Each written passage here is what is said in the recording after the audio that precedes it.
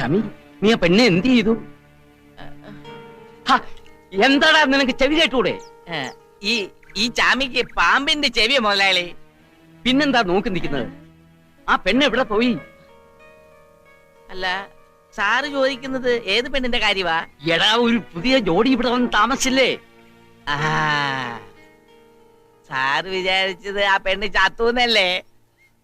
എന്നാ ആ പെണ്ണിനെ കൊന്നത് ഞാനാ.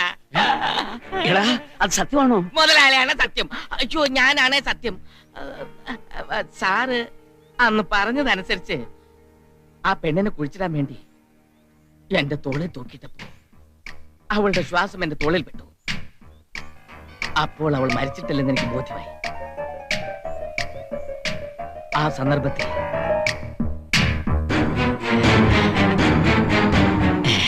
ചത്തിട്ടില്ലല്ലോ, ഇവൾക്ക് ശ്വാസമുണ്ട്.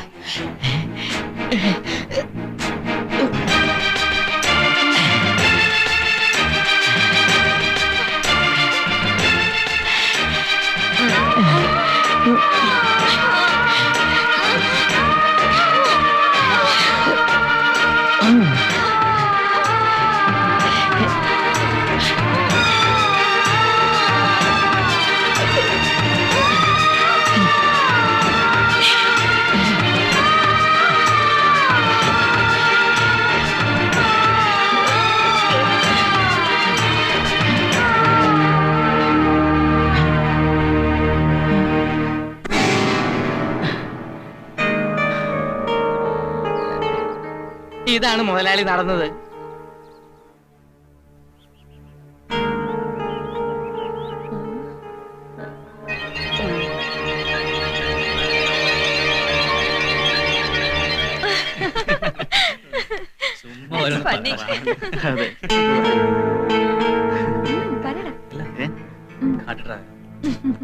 ഞാൻ ചീട്ടിട്. എടാ ശശി, സിന്ധുവിന്റെ ഡാഡി അത്യാവശ്യമായിട്ട് വരാൻ പറഞ്ഞത് എന്തിനായിരിക്കും? ഒരു പെൺകുട്ടിയോട് അവളുടെ ഡാഡി അത്യാവശ്യമായിട്ട് വരാൻ പറഞ്ഞ അത് അവളുടെ കല്യാണക്കാരിയായിരിക്കും, അല്ലാതെ വേറെ എന്താവാനാടാ? എല്ലാരെയും പോലെ അല്ല സിന്ധുവിന്റെ ഡാഡി. അപ്പോ ഞങ്ങളുടെ വിവാഹം അതത്ര തന്നെ. അവളെന്നെ മറക്കോ? കണ്ടോ, ഉടനെ സംശയം. ആണുങ്ങൾക്ക് സാധാരണ വരാറുള്ളതാ ഈ സംശയം. ദേ സിന്ധു വരുന്നു. നിന്റെ സംശയം നേരിട്ട് തന്നെ തീർത്തോ? എനിക്ക് മനസ്സിലായി രാജേഷ് ചോദിക്കാൻ പോകുന്ന ചോദ്യം. നമ്മുടെ കല്യാണക്കാരി ഞാൻ തീരുമാനിക്കും, ഡാഡി അത് അംഗീകരിക്കും. നമസ്കാരം. അല്ല, ഇതാ രാഘവനോ? നമസ്കാരം. വാ ഇരിക്കേ. കുടിക്കാൻ എന്താ, ചായയോ? പിന്നെ ഞാൻ വന്നത് ഒരു പ്രധാന കാര്യം പറയാനായിട്ടാ. ഗൗരവമുള്ള കാര്യം അല്ലെങ്കിൽ നമുക്ക് പോകുമ്പോ കാറ് വെച്ച് സംസാരിക്കാം. ഞാൻ പറയാൻ വന്നത് നിങ്ങളുടെ മകളെ കുറിച്ചാ. എന്താ, എന്തു പറ്റി? പേടിക്കാനൊന്നുമില്ല.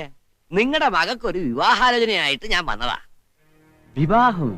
അതെ, നിങ്ങളുടെ മകളെ എന്റെ മകനെ കൊണ്ട് കല്യാണം കഴിപ്പിക്കണമെന്ന ആലോചനയുമായിട്ടാണ് ഞാൻ ഇങ്ങോട്ട് വന്നത്. രാവു, ഇന്നത്തെ കാലത്ത് ആണായാലും പെണ്ണായാലും ശരി, വിവാഹം അവരുടെ ആവശ്യമാണ്. അത് അവരുടെ ഇഷ്ടാനുസരണത്തിന് നടത്തണം. അങ്ങനെ പിള്ളേരുടെ ഇഷ്ടത്തിന് വിട്ടുകൊടുത്താലേ ഉള്ള സ്വത്തും പണവും വല്ല ആമ്പിള്ളേരും തട്ടിക്കൊണ്ട് പോകും, പെണ്ണിവിടെ തന്നെ നിൽക്കുകയും ചെയ്യും. അപ്പൊ താൻ എന്റെ ഈ സ്വത്തും പണവും കണ്ടിട്ടാ തന്റെ മകന് വേണ്ടി കല്യാണാലോചനയും കൊണ്ടുവന്നിരിക്കുന്നത്.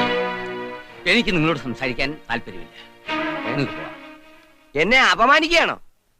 എനിക്ക് ഒരുപാട് പണിയുണ്ട്, വെറുതെ എന്നെ മെനക്കെടുത്തരുത്. ശരി, തന്നെ ഞാൻ കാണിച്ചു തരാം. അവന്റെ ഒരു കല്യാണാലോചന.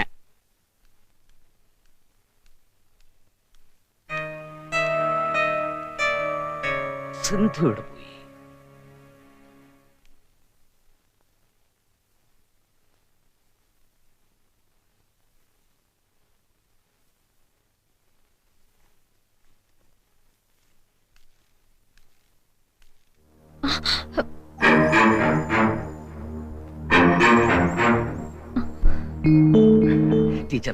ടീച്ചർ എന്നോട് ക്ഷമിക്കണം.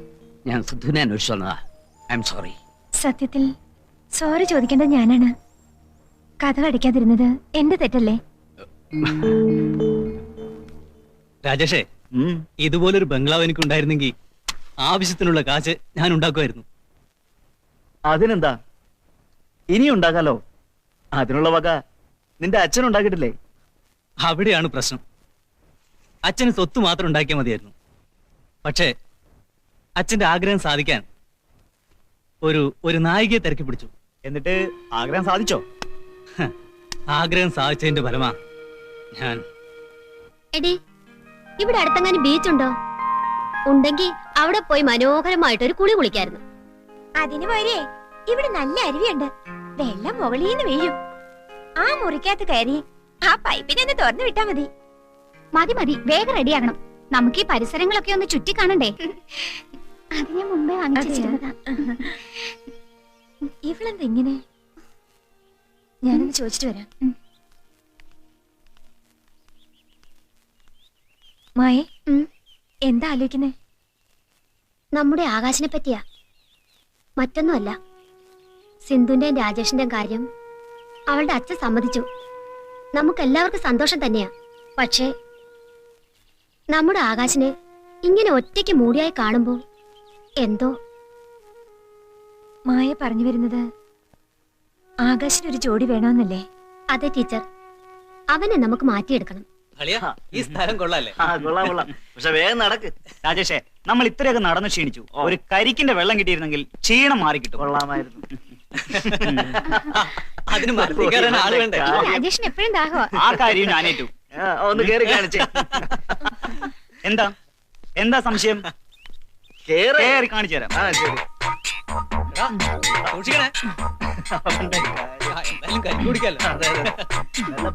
അല്ല, മുതുമുത്തച്ഛന്മാര് കൊരങ്ങാണെന്ന് പറയുന്നത് ഇവന്റെ കാര്യത്തിൽ ശരിയാ. സൂക്ഷിച്ചു വേണേ. പതുക്കെ.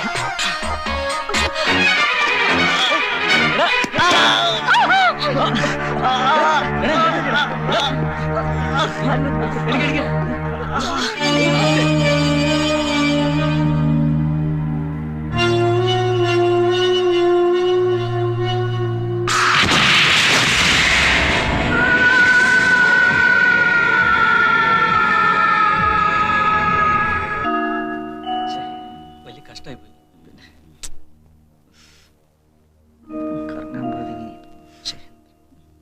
ഞാൻ അപ്പോഴേ പറഞ്ഞ അവന്റെ അടുത്ത് ഇതൊന്നും വേണ്ടാന്ന്. ഇനിയിപ്പോ എന്ത് ചെയ്യണടാ? എല്ലാം ശരിയാവും.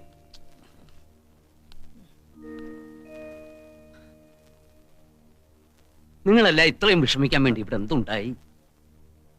എല്ലാരും കൂടി ഇങ്ങനെ കൂടിയിരുന്ന് പാവം ഈ കുട്ടിയെ ഉറങ്ങാൻ സമ്മതിക്കില്ലല്ലേ? സിന്ധു, എല്ലാരോടും ചെന്ന് കിടന്ന് ഉറങ്ങാൻ പറ. കുട്ടികൾ പാവം വിഷമിക്കുന്നു. ടീച്ചറും അവരെ പോലെ ആയാലോ? എന്താ ടീച്ചർ ഇത്? ടീച്ചർക്കെങ്കിലും ഇവരെ ഒന്ന് അഡ്വൈസ് ചെയ്തുകൂടെ? നിങ്ങൾ എല്ലാരും പോയി കിടന്നോളൂ. ഇവനൊന്നും സംഭവിക്കില്ല. പോകൂ പോകുന്നേ. എന്നാ ഞങ്ങൾ പറ്റടാ.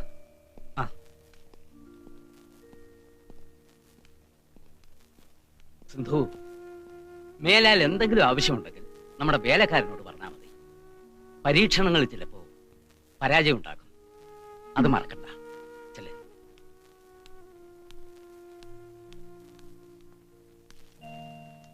ഉറങ്ങിക്കോ.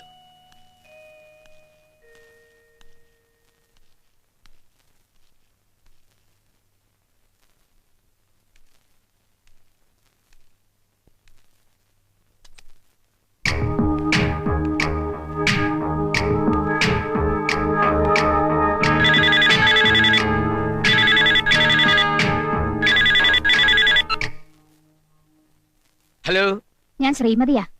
എന്താ? എന്തിനാ വിളിച്ചേ? ഒന്നുമില്ല, ഞാൻ അങ്ങോട്ട് വരുന്നു. പുറത്തെവിടെയും പോണ്ട. വേണ്ട വേണ്ട, വരണ്ട. ഞാൻ വിളിക്കുന്നത് വരെ വരണ്ട. ഓരോന്ന്